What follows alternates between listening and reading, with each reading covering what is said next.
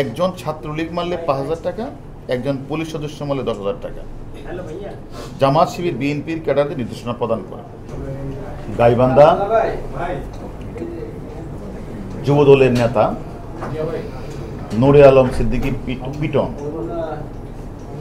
তিনি উপরের নির্দেশ পান মেসেজের মাধ্যমে লন্ডন থেকে, যে তুমি এই একটা ঘোষণা দিয়ে দাও যে ভাঙচুর করলে কত টাকা, আগুন লাগালে কত টাকা, ছাত্রলীগ মারলে কত টাকা, পুলিশ মারলে কত টাকা। তার ধারাবাহিকতায় নূরে আলম সিদ্দিকী পিটন তার দোলাভাই আব্দুল আজিজকে দায়িত্ব প্রদান করে। সেই দায়িত্ব প্রদানের প্রেক্ষিতে তারা সেটা ঘোষণা করলেন যে একজন ছাত্রলীগ মারলে ৫,০০০ টাকা, একজন পুলিশ সদস্য মারলে ১০,০০০ টাকা। জামাত শিবির বিএনপির ক্যাডারদের নির্দেশনা প্রদান করে।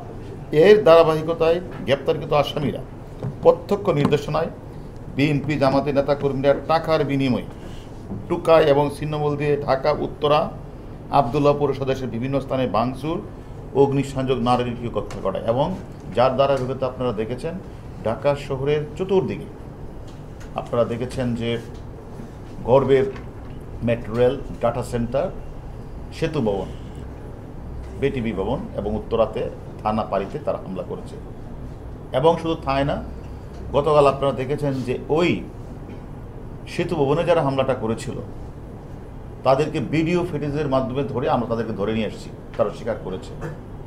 এবং আজকে যখন আমরা আজিজকে ধরলাম সে কিন্তু স্বীকার করেছে যে তার শালার কাছে তথ্যটা প্রতীকে এসেছে, সে তালার মাধ্যমে সে কিন্তু এই তথ্যটা ছড়িয়ে দিয়েছে। কিন্তু আমার কাছে মনে হয়েছে যেহেতু এত কম টাকা, যে ছাত্রলীগরে মারলে ৫,০০০, এটা পুলিশ মারলে ১০, তাহলে পুলিশের প্রতি এত খুব কেন?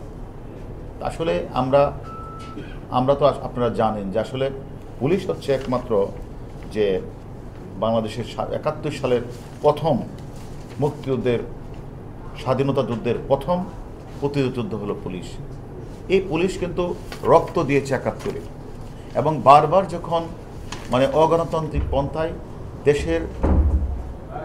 দেশের যে স্বাভাবিক পুলিশকে বিনষ্ট করার জন্য যখন একটা চক্র বারবার চেষ্টা করে, পুলিশ কিন্তু বারবার জীবন দিয়ে সেটা কিন্তু রক্ষা করে।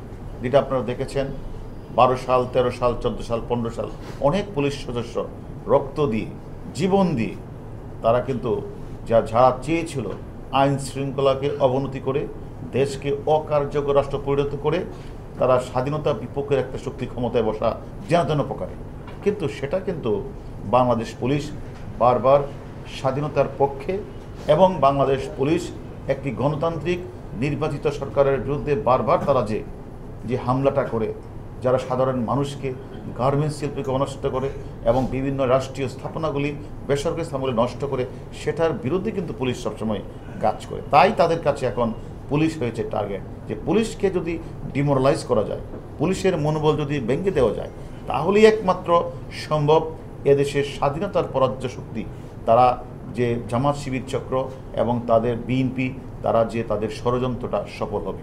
এই মানসিকতা নিয়েই কিন্তু তারা বারবার ২৮শে অক্টোবর আপনারা লক্ষ্য করেছেন তারা কিন্তু পুলিশকে হামলা করেছে, আমাদের পুলিশের সদস্যকে তারা হত্যা করেছে যারা পিটিয়ে হত্যা করেছে এবং তারা আমাদের সামনে যে পুলিশ হাসপাতাল সেটাকে ভাঙচুর করেছে, প্রধান বিচারপতির বাসভবনকে ভাঙচুর করেছে। এই চক্রটা কিন্তু এবার দেখেছেন এরাই আবার এই স্বাধীনতা বিরোধী এবং বিএনপির কিছু দোষর তারা মিলে কিন্তু আবার আমাদের বিভিন্ন স্থাপনা, পুলিশের স্থাপনা এবং আমাদের কয়েকজন পুলিশ সদস্যকে ঝুলিয়ে তারা হত্যা করেছে। এইটা কি কোনো সভ্য দেশের মানুষের পক্ষে সম্ভব? কারণ তারা এই রাষ্ট্রটাকে ব্যর্থ করতে চায়, অকার্যকর করতে চায় এবং স্বাধীনতার যে স্বপ্নের যে সোনার বাংলা, যে লক্ষ্যে এটাকে গঠন করতে সেটা থেকে তারা পাকিস্তানি কায়দায় আবার নিয়ে যেতে তাদের অপচেষ্টা।